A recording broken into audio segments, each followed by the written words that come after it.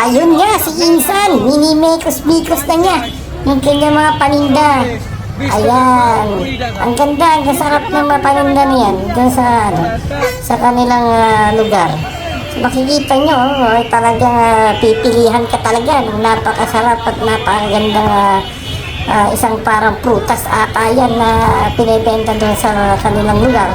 So ayan, minimekos-mekos niya, nilalagyan niya ng mga powder na kulay orange. Siguro yan yung cheese na ano, ang galing, oh. Grabe ang pag-mekos-mekos ni Kuya. So kita niyo naman, ayun, no. Ayan, makikita, napakasarap siguro niya. Parang melon siya na maliliit na hindi mo maintindihan. Kaya siguro melon talaga siguro yan, no.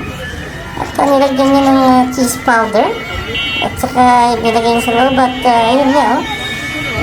Mix-mix niya sa ilalim. Talagang, ayan, talagang kinakayod niya siguro yan sa ilalim at na maghalo yung mga ano. So, ayun, oh, kita mo.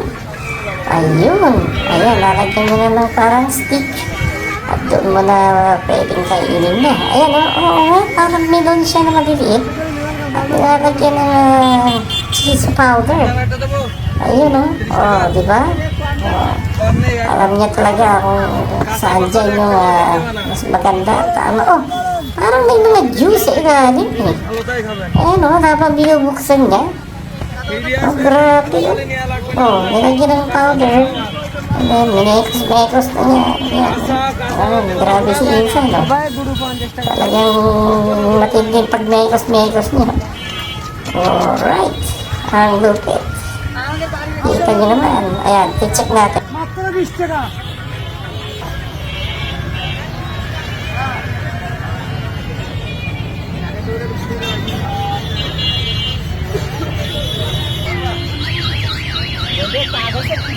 মশলা হ্যাঁ এমনি তো দিছি যদি লাগে তাই দিছি